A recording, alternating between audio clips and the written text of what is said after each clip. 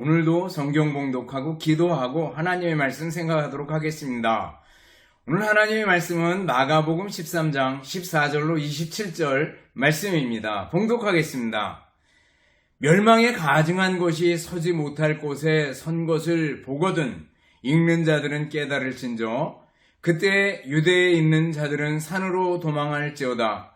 지붕 위에 있는 자는 내려가지도 말고 집에 있는 무엇을 가지러 들어가지도 말며 밭에 있는 자는 겉옷을 가지러 뒤로 돌이키지 말지어다.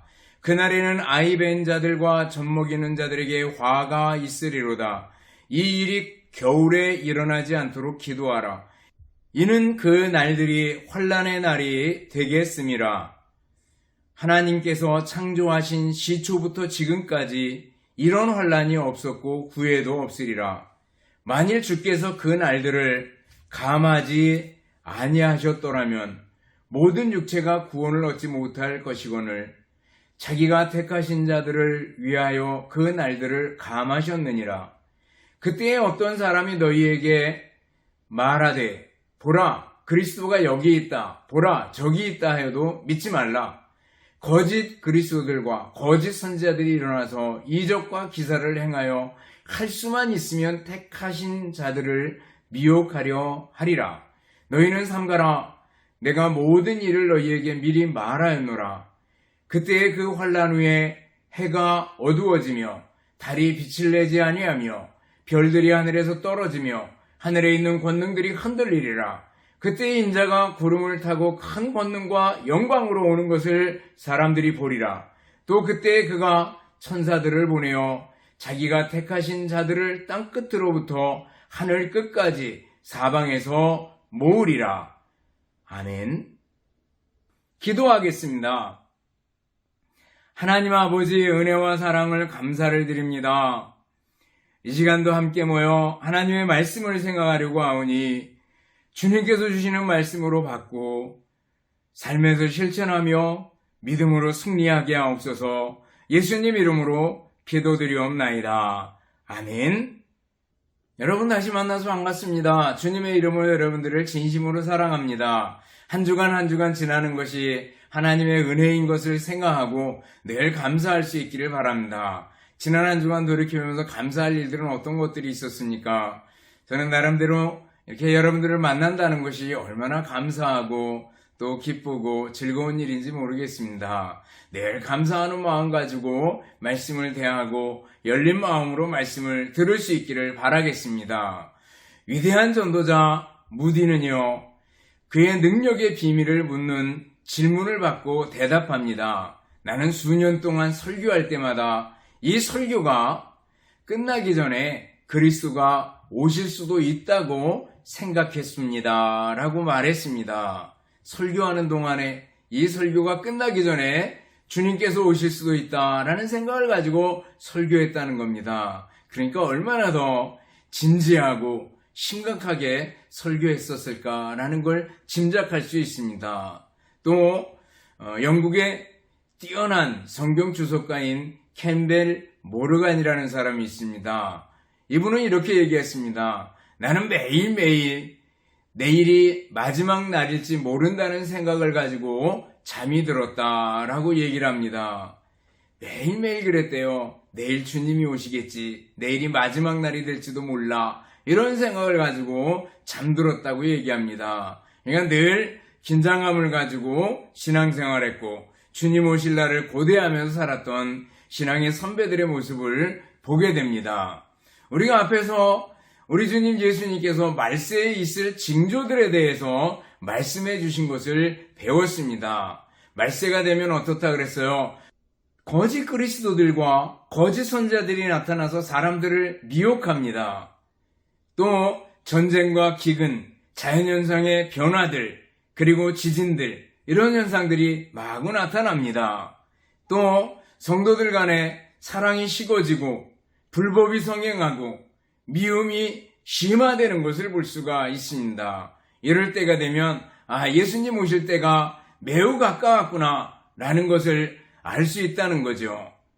지난 시간에 이어서 오늘도 예수님께서 재림에 관한 말씀을 말씀해 주십니다. 근데 이 재림에 관한 거 오늘 본문 내용을 보면은요, 예루살렘 멸망과 겹쳐서 보이는 것을 볼 수가 있습니다.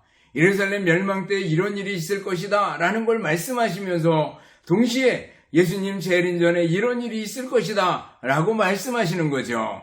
우리들은 그 말씀을 예루살렘 멸망과 예수님의 재림을 동시에 이렇게 바라보면서 볼 수 있어야 될 줄 압니다. 지난번에 말씀드렸듯이 가까운 산과 먼 산입니다. 가까이는 예루살렘 멸망, 주 70년에 있었습니다. 그리고 멀리는 예수님의 재림을 바라보면서 마지막 때에 어떤 일이 있을 것인가, 그리고 우리는 어떻게 살아야 될 것인가 라는 것들을 예수님께서 말씀해주고 계신 겁니다.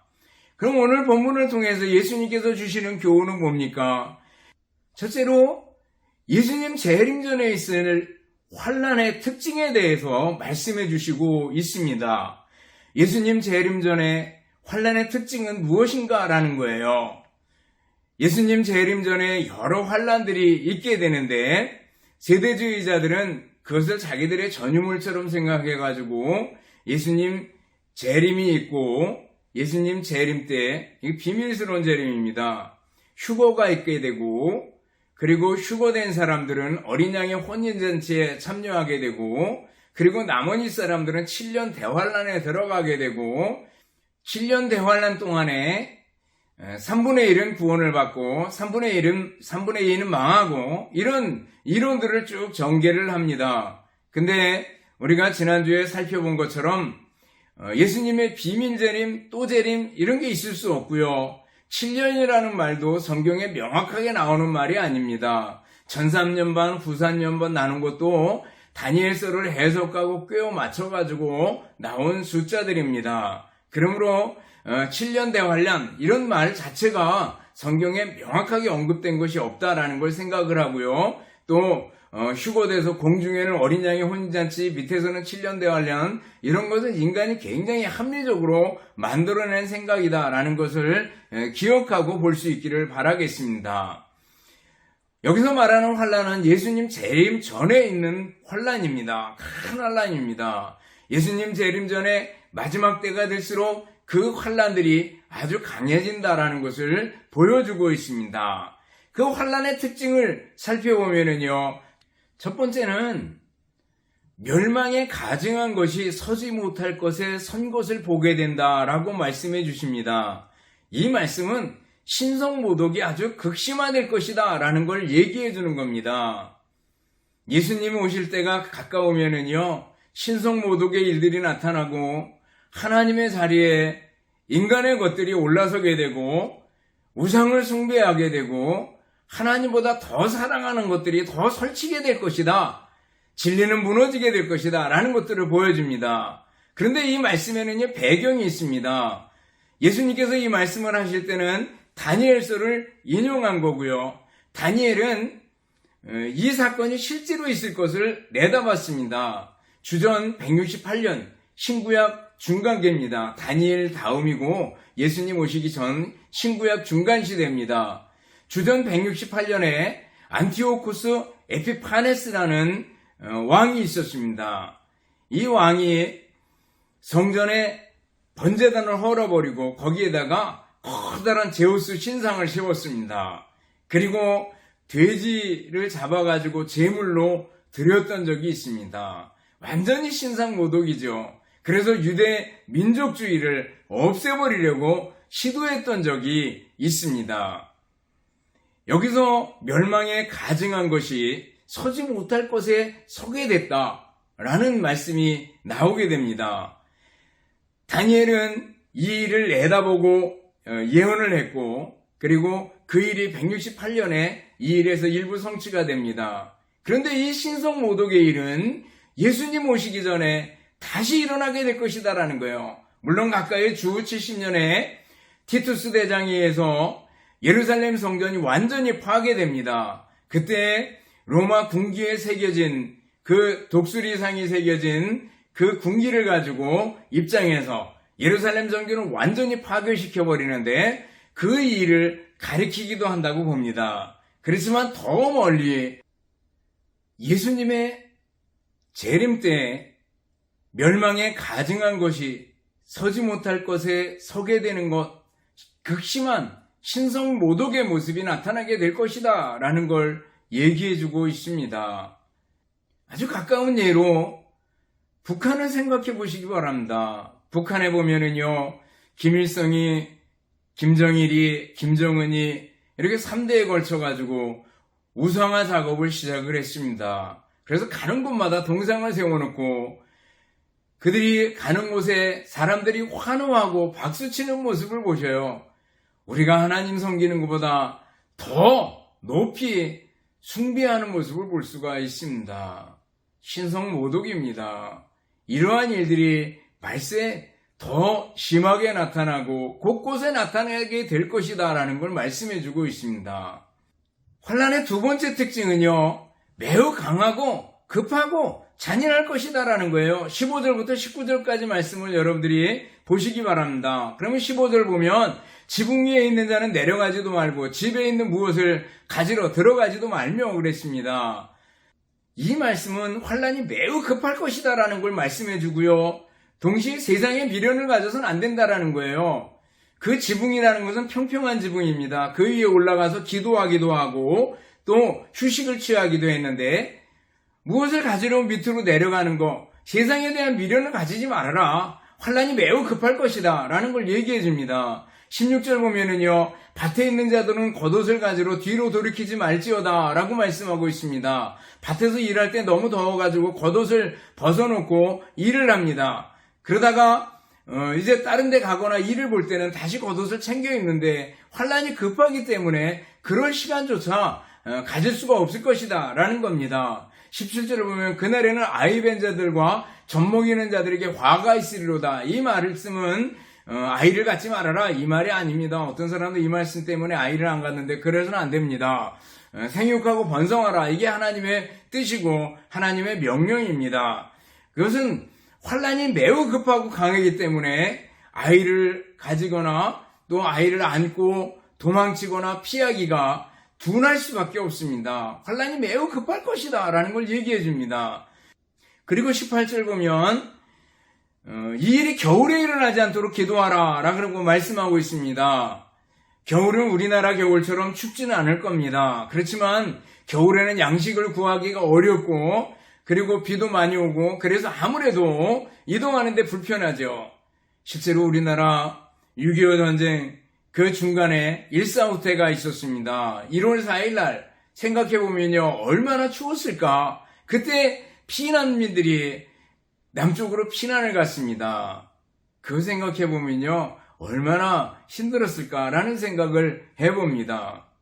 넘어가 19절 보면은요, 이는 그 날들이 환란의 날이 되겠습니다. 하나님께서 창조하신 시초부터 지금까지 이런 환란이 없었고 후회도 없으리라 라고 말씀하고 있습니다. 19절 이 말씀은요, 환란이 매우 강하고 급할 것이다 라는 걸 말씀해 주고 있습니다. 가까이 70년 예루살렘 멸망을 가리킨다고 말씀드렸는데 요세푸스의 기록에 의하면 주 70년에 예루살렘 성이 포위되었을 때 굶어 죽는 사람들이 넘쳐났다고 얘기를 합니다. 장사를 지낼 수가 없었다고 얘기합니다. 그리고 사망자가 110만 명, 그리고 포로가 9만 7천 명에 이르렀다고 얘기를 합니다. 왜 이렇게 그 작은 성에, 세계적으로 보면 작은 성 아니겠어요? 100만 명 이상이 모일 수 있었을까? 그때가 6월절이었다는 거예요. 6월절에 세계 곳곳에서 사람들이 꾸역꾸역 몰려들어 있었고 그런 상태에서 포위가 됐고 그 안에는요, 아주 서로 내분에 휩싸여가지고 서로 그 안에서 또 대립하고 있는 그런 상황이었습니다. 그렇기 때문에 굶어 죽는 사람들이 넘쳐나게 됐고 결국 티투스 대장에 가지고 예루살렘이 멸망할 때 죽는 사람이 넘쳐났다고 얘기를 합니다. 그런데 이것은 예표에 불과합니다. 정작 예수님 오실 그때가 가까우면은요, 환란은 더 극심해져서 여기 19절에 얘기한 것처럼 창조하신 시초부터 지금까지 이런 환란이 없었다고 할 만큼 강하고 큰 환란이 임하게 될 것이다라는 겁니다. 또 환란의 때에 나타나는 현상 하나는요, 환란과 함께 동반되는 겁니다. 그것은 자연현상의 급변으로 사람들의 삶이 더욱 공고해질 것이다 라는 겁니다. 24절부터 25절 말씀 보면 나옵니다. 그때 그 환란 후에 해가 어두워지며 달이 빛을 내지 아니하며 별들이 하늘에서 떨어지며 하늘에 있는 권능들이 흔들리리라 말씀하고 있습니다. 지구가 몸살을 앓고 있습니다. 환경에 대한 경고의 소리들이 많이 들려오고 있는 것을 볼 수가 있습니다.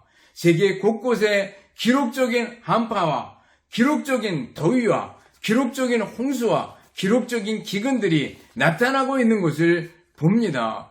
예수님 오실 때가 매우 가까웠구나 라는 걸 우리는 알게 됩니다.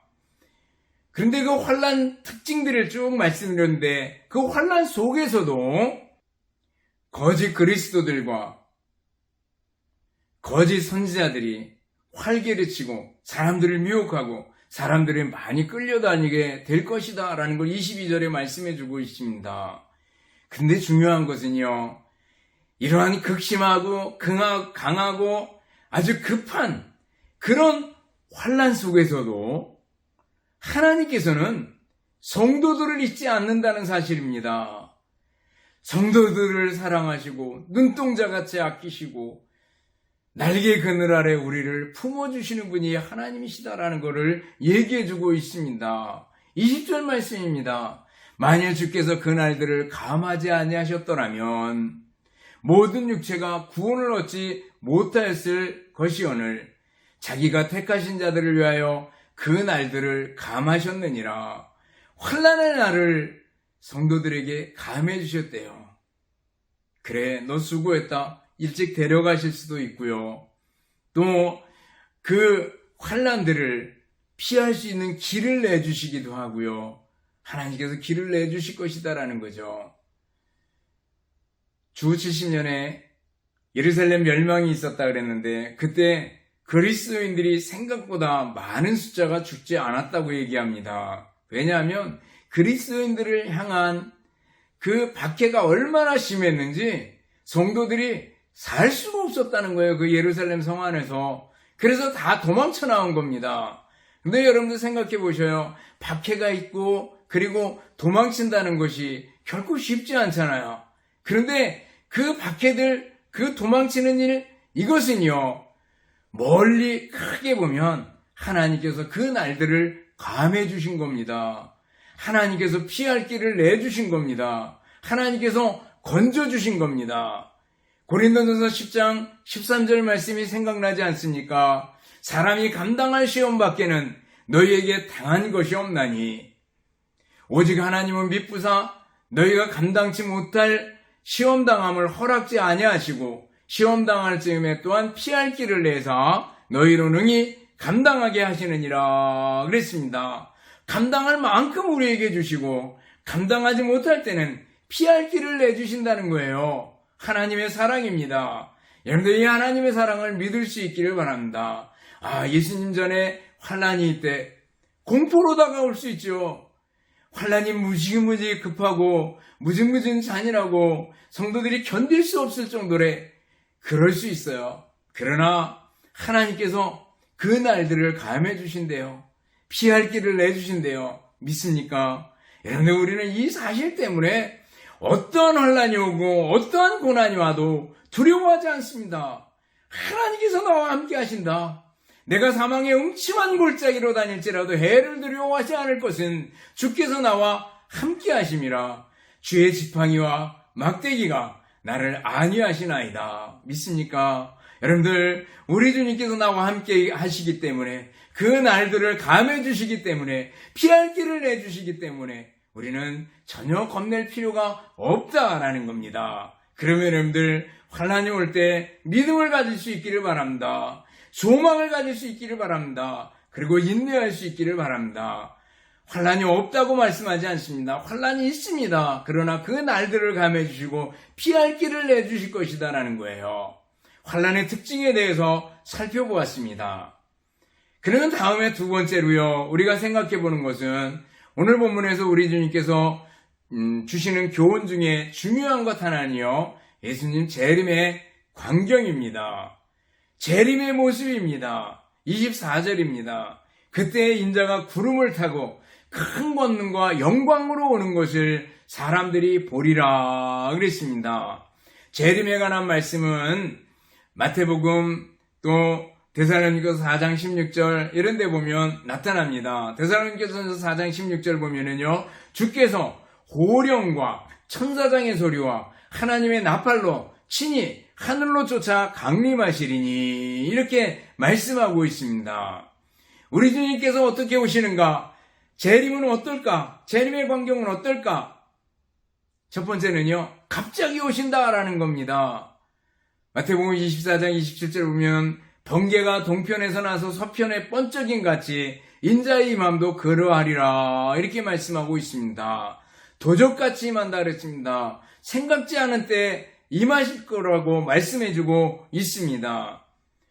노아 전 시대 홍수가 임하리라고 아무도 생각하지 않았습니다. 먹고 마시고 시집가고 장가가고 그러면서 무슨 일이 있겠어? 이렇게 생각했던 거죠. 그러나 갑자기 노아의 홍수가 임하지 않습니까? 물론 노아가 경고를 했지만 그 경고를 듣지 않았습니다. 농담하고 있네, 노망이야, 이런 식으로 돌렸을지 모릅니다. 그러다가 홍수가 갑자기 임했습니다. 마찬가지로 예수님의 재림 때도 마찬가지입니다. 먹고 마시고 시집가고 장가가고 이건 일상생활입니다. 일상생활 계속해 나가는데 우리 주님께서 갑자기 임하실 것이다라는 거예요. 중요한 것은 온통 세상 일에 관심을 가지고 살아가서는 안 된다라는 거죠. 그러는 동안에 우리 주님께서 갑자기 오시면 안 되겠죠. 우리는 기름을 준비하듯이 항상 믿음으로 깨어있을 필요가 있는 줄 압니다. 갑자기 오신다라는 거예요. 또 예수님의 재림의 특징은 어떤 것들이 있습니까? 예수님의 재림은요, 예수님께서 영광의 주님으로 오신다라는 거예요. 26절 보면 그때 인자가 구름을 타고 큰 권능과 영광으로 오는 것을 보리라 말씀하고 있습니다. 하늘, 구름, 능력, 영광, 나팔소리, 천사 이런 단어들이 보여주는 것을 생각해 보셔요. 우리 주님께서 영광주로 오십니다. 예수님께서 처음에 오실 때는 어린아이로 마구간에 가난한 목수의 집에 오셨습니다. 비밀스럽게 오셨습니다. 그러나 다시 오실 주님은요, 큰 권능과 영광의 주님으로 오실 것이다 라는 거예요. 또 예수님 재림의 특징은 어떻습니까? 올라가심을 본 그대로 오신다라는 거예요. 눈으로 본 그대로. 사도행전을 보면 예수님께서 갑자기 구름을 타고 승천하십니다. 구름을 타고 승천하신 그대로 오실 것이다라는 거예요. 사도행전 1장 11절을 보면 이르되 갈릴리 사람들아 어찌하여 서서 하늘을 쳐다보느냐? 너희 가운데서 하늘로 올리신 이 예수는 하늘로 가심을 본 그대로 오시리라 이렇게 말씀하고 있습니다. 예수님께서 비밀스럽게 오시지 않는다라는 거예요. 그런 의미에서 우리가 그 천년왕국을 공부하면서 전천년설을 공부했는데 전천년설에 보면 예수님께서 비밀스럽게 재림하시고 나중에 또 재림하시고 이렇게 되는데 그렇지 않다라는 거예요. 예수님께서는 영광주로 임하시게 되고 올라가심을 본 그대로 임하시게 된다라는 거예요. 많은 이단들이 자기가 예수라고 미혹합니다. 그럴 때 보면 자기가 비밀스럽게 온 예수다 이렇게 하는 경우를 보게 됩니다. 아니에요. 속지 마시기 바랍니다. 예수님께서는 영광주로 하늘로 올라가심을 본 그대로 다시 오실 것이다 라는 걸 말씀해 주고 있습니다. 우리 두 눈으로 똑똑히 보게 될 것이다 라는 거죠. 그리고 우리 주님 예수님은요, 심판주로 오십니다. 양과 염소를, 알곡과 가라지를 심판하게 되실 겁니다. 여러분들, 우리 주님 예수님께서 영광 중에 오시는데 심판하러 오시고 심판주로 오시게 될 것이다라는 거예요. 27절 보면은요, 또 그때 그가 천사들을 보내어 자기가 택하신 자들을 땅 끝에서부터 하늘 끝까지 사방에서 모으리라 말씀하고 있습니다. 우리 주님 예수님께서 심판주로 오셔서 예수님 믿고 믿음으로 살던 사람들은, 알곡들은 천국으로, 그리고 주님을 부인하고 거절하고 믿지 않고 배반하고 주님을 떠난 사람들은 결국 슬피 울며 이를 갈미 있는 바깥 어두운 데로 던져지게 될 것입니다. 여러분들, 예수님 재림 때 심판주로 오실 것이다라는 걸 우리들이 기억해야 합니다. 또 예수님의 재림을 아주 특징으로 한마디로 요약한다면 말씀하신 대로 오실 것이다라는 거예요. 23절 보면 너희는 삼가라. 내가 모든 일을 너희에게 미리 말하였느니라 말씀하고 있습니다. 예수님께서 미리 말씀하신 그대로 예수님께서 오실 것이다라는 거예요. 예수님께서 다시 오실 때 어떻게 오신다 그랬어요? 우리가 다시 한번 말씀을 간단하게 정리해보면 갑자기 오신다. 영광주로 오신다. 올라가심을 본 그대로 다시 오신다. 심판주로 오신다. 라는 것들을 살펴봤고요. 말씀하신 그대로 다시 오실 것이다. 라는 겁니다. 그렇다면 예수님의 재림을 믿고 예수님의 재림을 기정사실로 받아들이는 우리들은, 우리 성도들은 어떻게 살아야 되겠습니까? 재림을 사모하며 준비하며 살아야 됩니다. 마태복음 25장에 보면 열처녀 비유가 나옵니다. 슬기로운 다섯 처녀는 기름을 잘 준비했다 예수님을 맞습니다. 미련한 다섯 처녀는 예수님이 왔을 때 그제서야 기름을 준비하려고 사러 갔는데 문이 닫혀버리는 것을 볼 수가 있습니다. 여러분들, 예수님의 재림을 준비하며 살아야 됩니다. 믿음으로 살아야 됩니다. 예수님 다시 오실 그날을 고대하며 기다리며 살아야 됩니다. 요한일서 3장 2절 3절을 보면은요, 바로 예수님이 다시 오시는 그날에 우리들이 예수님과 같이 되고 예수님의 신부로 서게 될 것이다. 그러므로 그의 깨끗하신 것 같이 깨끗하게 살아야 된다라는 걸 말씀해 주고 있습니다. 여러분들, 우리들이 주님 다시 오실 그날을 고대하며 준비하는 사람이 되어야 됩니다. 또 우리 그리스도인들은요, 환난이 있더라도 어떻게 해야 돼요? 환난 중에 인내할 줄 알아야 됩니다. 우리 주님께서 그날들을 감해 주신다 그랬잖아요. 피할 길을 내주신다 그랬잖아요.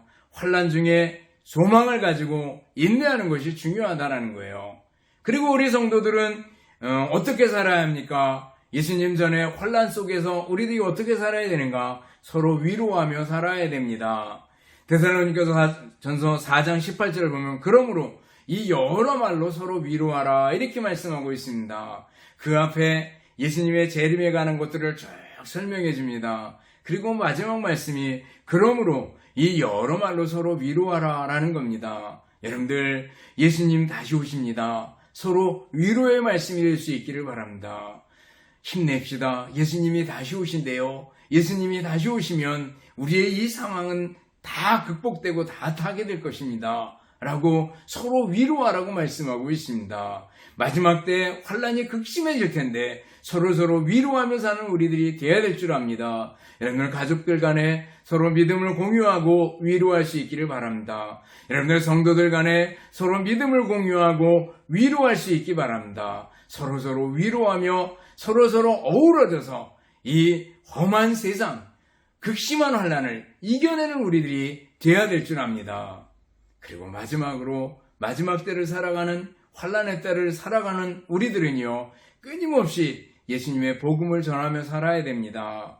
우리 주님께서는 한 사람이라도 더 주님께로 돌아오기를 기다리고 또 기다리신다라는 것을 기억하고 우리가 대하는 사람들에게 예수님을 전하며 사는 우리들이 되어야 될 줄 압니다. 빌 브라이트 박사님은요, CCC 총재를 역임했습니다. 예수라는 영화를 만들어서 세계에 보급했던 분입니다. 근데 그분한테 물었습니다. 어떻게 이렇게 크고 많은 일을, 사역을 감당할 수 있었습니까? 이렇게 물었더니 이렇게 말합니다. 저는요, 예수님 믿을 초기에 예수님과 계약서를 하나 작성을 했습니다. 그 계약서에는 나는 종입니다. 이렇게 서약을 했습니다. 라는 겁니다. 나는 그리스도의 종입니다 라고 서약을 했고 종으로서 살았다는 거예요. 여러분들, 우리들도 주님의 종이 아니겠습니까? 마지막 때 환난의 때를 살아가는 우리들이지만 주님의 종으로서 주님을 바라보고 주님만 의지하고 주님께 대한 믿음을 가지고 예수님 다시 오실 날을 고대하며 기다리며 살아가는 여러분들이 될 수 있기를 주님의 이름으로 축원합니다. 기도하겠습니다. 사랑과 은혜가 풍성하신 하나님 아버지, 감사합니다. 예수님 재림의 날이 매우 가깝다는 것을 저희들이 배웠습니다.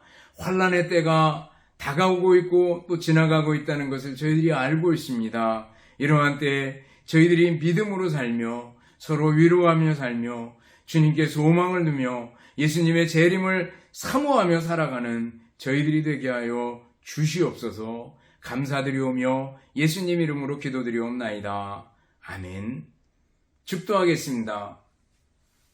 이제는 우리 주님 예수 그리스도의 은혜와 하나님 아버지의 극진하신 사랑하심과 성령님의 교통하시며 인도하심이 함께 모여 예배드리며 말씀 듣는 우리 모든 성도들 머리머리 위에와 가정들 위에 주님의 몸된 교회와 우리나라 민족 위에 이제로부터 영원토록 함께 있을지어다.